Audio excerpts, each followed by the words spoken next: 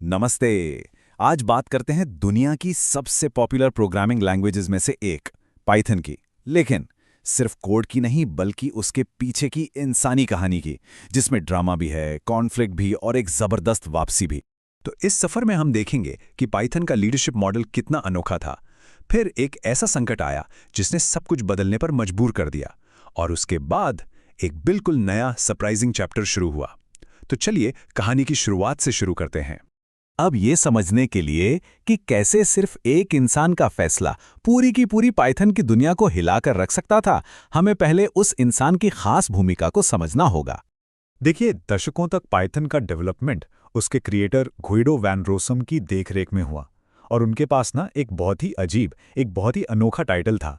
Python community उन्हें मजाक में लेकिन पूरे सम्मान के साथ BDFL बुलाती थी, यानी बेनेवोलेंट डिक्टेटर फॉर लाइफ, या हिंदी में कहें तो जीवन भर के लिए एक हितैषी तानाशाह। इसका मतलब ये था कि जब भी कम्युनिटी में किसी बात को लेकर बहस होती थी कि लैंग्वेज को किस दिशा में ले जाना है, तो आखिरी फैसला ग्विडो का ही होता था। तो सवाल ये उठता है कि क्या होता है जब ये जीवन भर वाला टाइटल अचानक खत्म हो जाए। और फिर 2018 में गुइडो वैन रोसम ने वही किया जिसकी किसी को भी उम्मीद नहीं थी। उन्होंने पद छोड़ दिया। चलिए देखते हैं कि आखिर ये सब हुआ कैसे।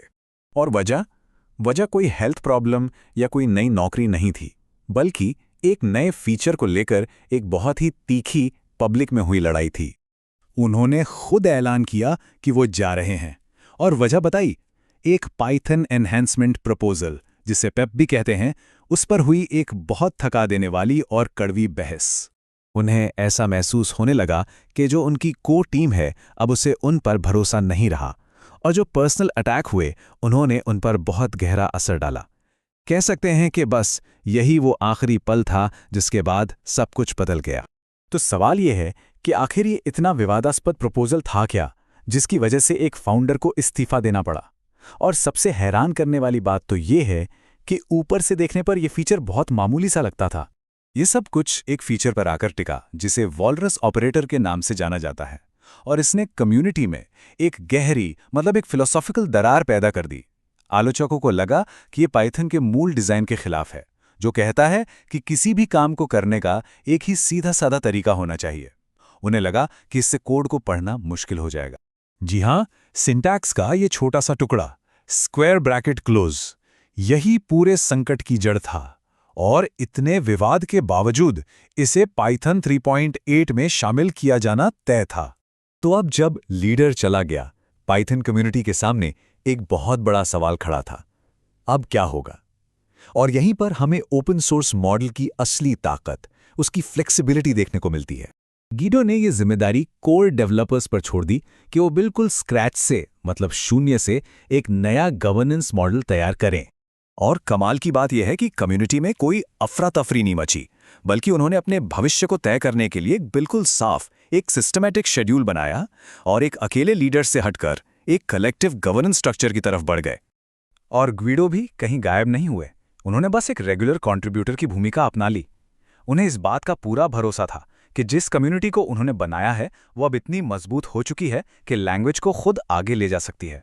अब अपने इस्तीफे वाले पूरे ड्रामे के बाद गुइडो ने रिटायरमेंट लेने की कोशिश तो की, पर यह ज्यादा दिन चला नहीं।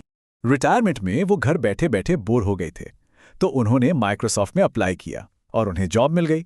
वहां उन्हें अपनी मर्जी का कोई भी प्रोजेक्ट चुनने की पूरी आज़ादी दी गई। और उन्होंने क्या चुना? उन्होंने चुना अपनी जड़ों की ओर लौटना, और पाइथन की सबसे पुरानी शिकायतों में से एक से निपटना, उसकी स्पीड। उन्होंने माइक्रोसॉफ्ट से फंडिंग लेकर एक छोटी सी टीम बनाई, जिसका सिर्फ एक बहुत बड़ा लक्ष्य था, सी पाइथन को काफी तेज बनाना। सी पाइथन का कोर इंप्लीमेंटेशन है, इंजन है। और ये जो प्लान है ना, ये बहुत ही ज्यादा एम्बिशियस है। इसका लक्ष्य है आने वाले कुछ रिलीजेस में सी पाइथन को 5 गुना तेज बनाना। और सबसे अच्छी बात यह है कि वो ये सारा काम खुले में कर रहे हैं, कोई सीक्रेट ब्रांच नहीं, सब कुछ ओपन सोर्स। वो एक एडेप्टिव इंटरप्रेटर और खास JIT कंपाइलर जैसी चीज़ों पर काम कर रहे हैं। ये सब सीधे कम्युनिटी को वापस दिया जा रहा है। ये इसलिए ज़रूरी है क्योंकि इससे पाइथन आज के समय में भी एक दमदार और रेलेवेंट लैंग्वेज बनी रहेगी।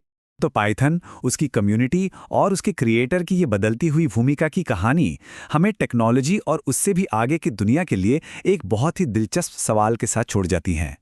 क्या कोई रचना, क्या कोई क्रिएशन सच में कभी अपने क्रिएटर से आगे निकल सकता है?